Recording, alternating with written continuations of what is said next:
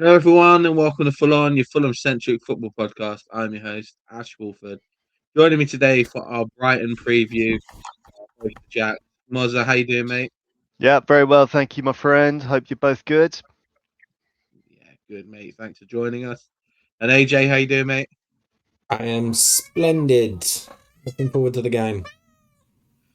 Yeah, obviously, we are here to preview the Fulham-Brighton game, which is to come up this Saturday at Craven Cottage. As Fulham welcome back uh, three returning players from AFCON, something that is quite positive for us, I believe, especially with the squad size that we have had. A big game for Fulham. I think that it's a bit of a weird time to be playing Brighton because, as good as they are squad wise, they've had a bit of mixed results of late. It could be a good time to play them, could be a bad time to play them. Who knows? Depends which Brighton turns up, depends which Fulham turns up, doesn't it? Let's sort of cover this how we always try to. AJ, I'll ask you first, mate. Same question I ask you every week on one of these. Looking at the game on Saturday, looking at the game last week against Brighton, against Leeds, sorry. Going into the game against Brighton on Saturday, what are you expecting squad wise with the returning players, formation wise, squad wise? What do you want to see? What do you expect to see? For once, I have absolutely zero idea. All I can tell you is Leno will be in goal, Castagna will be at right back, and Anderson will be playing at centre back. Outside of that, I haven't got a clue. It could be any circumstance of centre back, left back, central midfield. We could see Iwobi back in. We could see Iwobi out on the left hand side. We could see Kevin playing. We could see Chukwueze put straight on to try and rebuild his confidence. We could see Wilson starting. We could see a start for Kusi Asari. We could see Chukwueze up front. We could first time in a while. We could see the double pivot again. We could see Kenny start after a couple of really good performances that he started prior to the Leeds game. It is anyone's guess because of the returning players from AFCON. We have a lot of options for a change. AJ, with all those possibilities, can we get your cat to play up front by any chance before the transfer window closes? We can give it a go. Can't be any worse. With that being said, AJ, just as a quick one, out of the three players returning back from AFCON, if you were Marco, which would you bring them all three of them directly back in, or would you not bring them three directly back in? Like, is there some that would you definitely keep their place? Maybe some that don't. What are your view on those three coming back?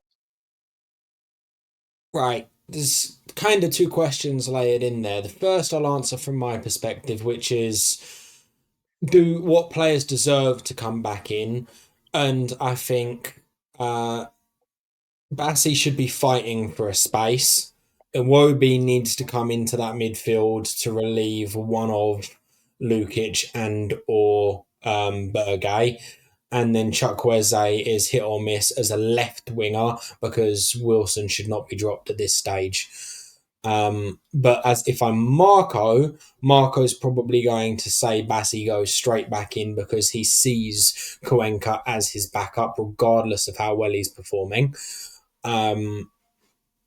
He will probably start Iwobi for the reasons I've mentioned, but he probably won't start Chukwueze because he doesn't like players that are particularly out of form or out of sort of a mental shape to play games. And frankly, with how the circumstances unfolded at AFCON with Chukwueze, I can't see him playing him straight off the bat. He'll be in the lineup, just not in the starting 11.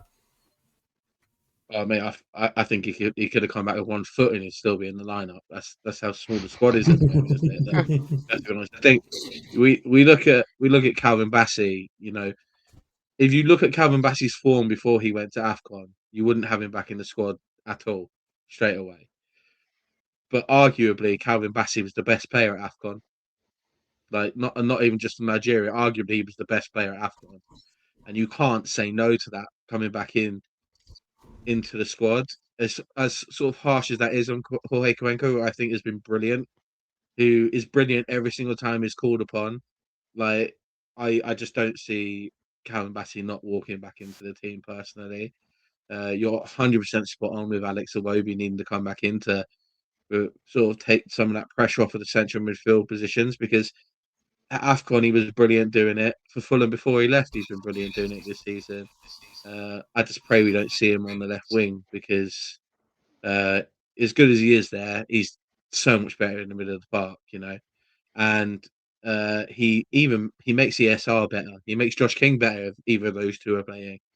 Chukwueze, I think you're right in terms of there's a bit of pressure on him to perform after the way that AFCON finished for him.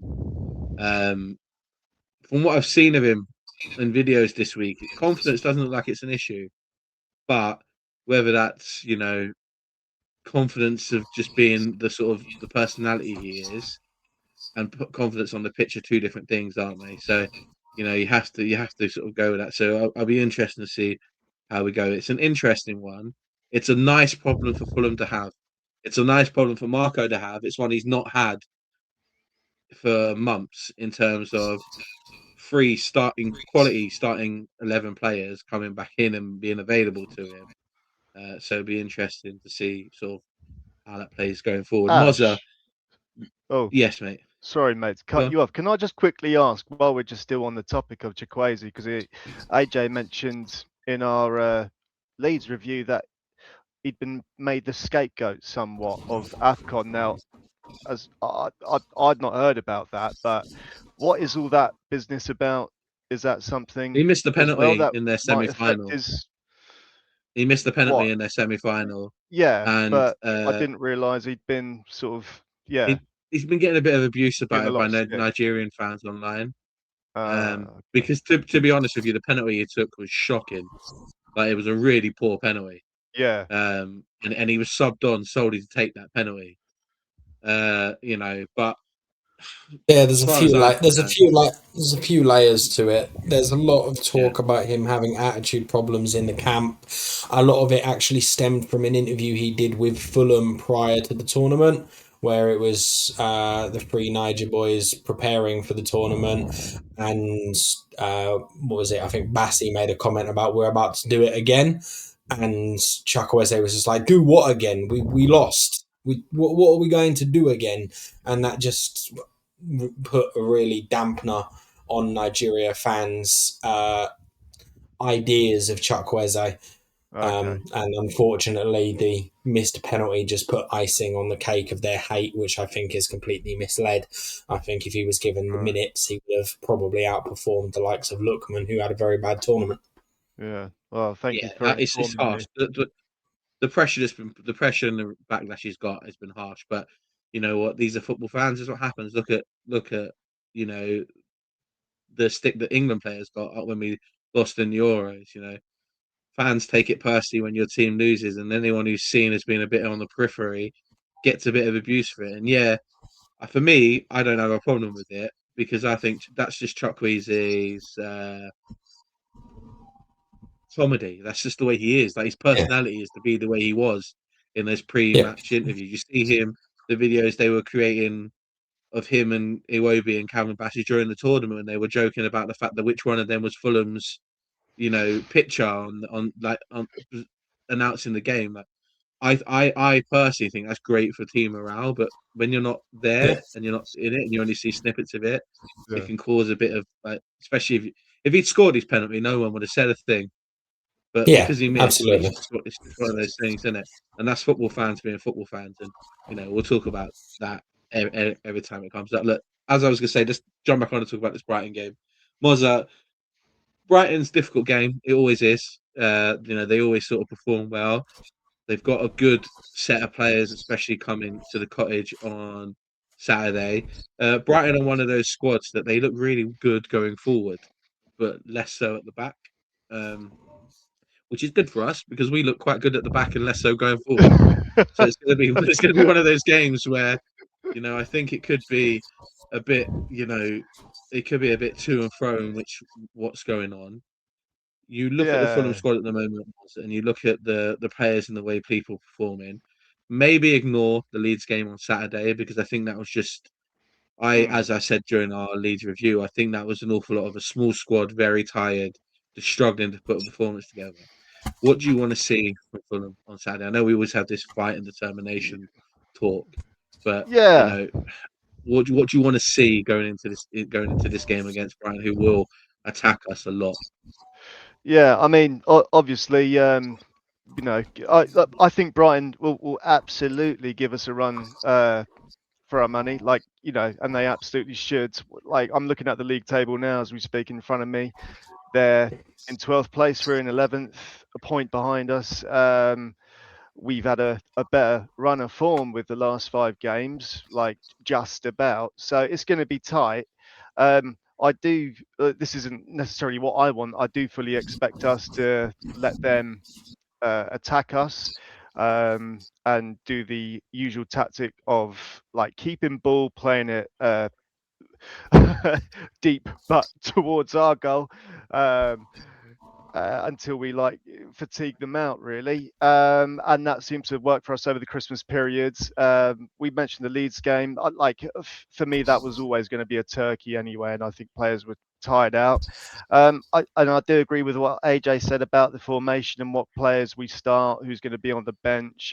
Marco's probably going to pick his favourite. So let's see, what the boys from AFCON can do if they are starting. If they're subbed on, I think Bassi probably will be starting. No two ways about it.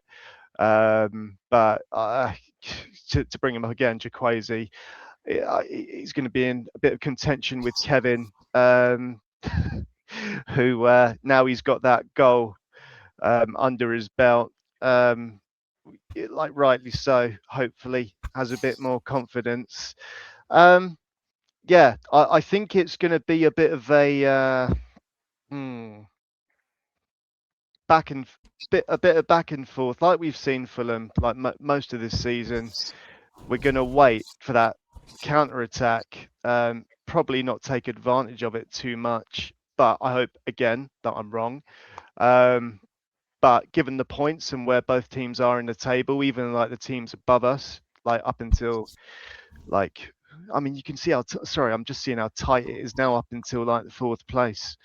Where Liverpool are. Obviously, we're not going for Europe or Champions League as much as I'd like that, but I still think it's one of those games that's a must-win. Do away with the Leeds game, that's fine.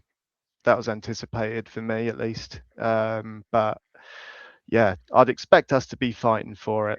But if we're going for a win, I think we might be lucky, like we were with a few of those games over the Christmas period.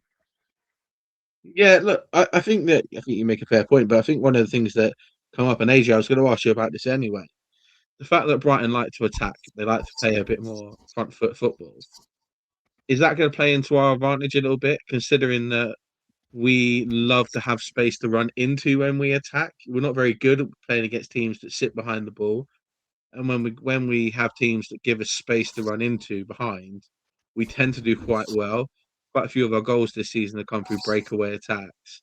And Brighton, the way they tend to play attacking front forward football, might give us some of that space. Is that going to play into our hands a bit on Saturday, or are we just hoping more that they do that?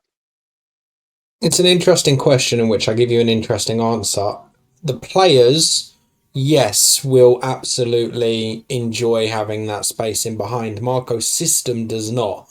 Marco Silva's system doesn't want to play quick, direct football, counter-attacking, because it's too risky. You commit 6 players forward, you lose the ball, whoops, now you're the one being countered. It's too end-to-end for Marco, which is why we constantly see that slow and progressive play out from the back style football, draw the attackers in, and then either play long balls over the top and hope your 1 or 2 forwards up the pitch get to it, or you can then start pressing their back line further up the pitch.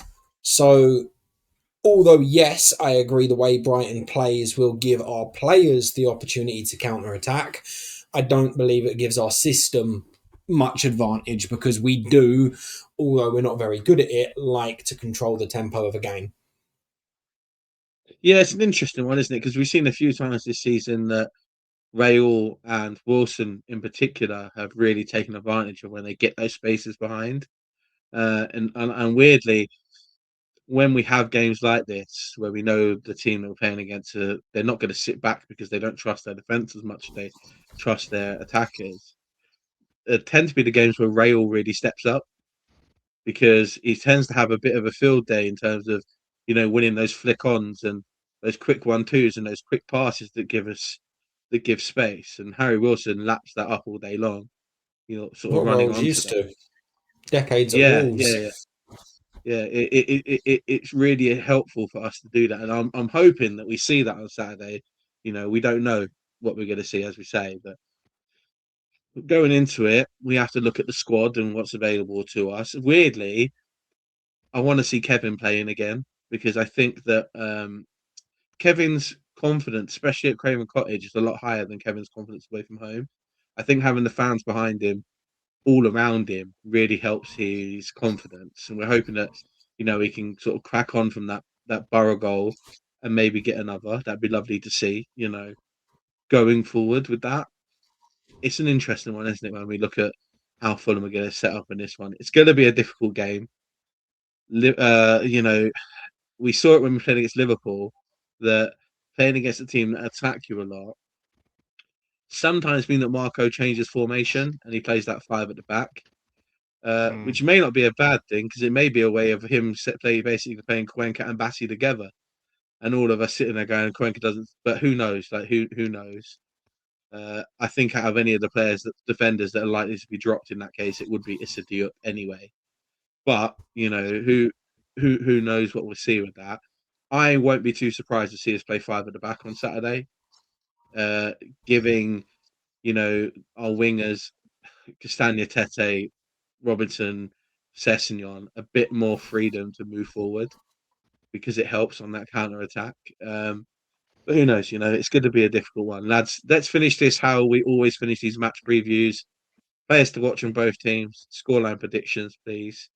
AJ, I'll start with you, mate. Can I have a player to watch from both teams and a scoreline prediction, please? Fulham is so hard to do for players to watch because I have no idea who's going to play.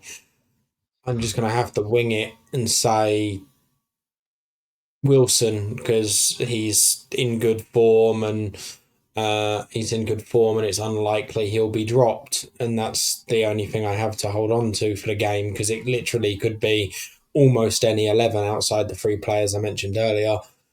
For Brighton, it's between two players for me. One is Pascal Gross. He's just come back. He's played good games against us in the past, so it's something to always consider. The other is Matoma, who likes playing against us and is always a really tricky winger. I'd be more confident if we had Tete because he's quite good at pocketing tricky wingers, but Castagna, less so. So I think Matoma's one to watch there. Score prediction.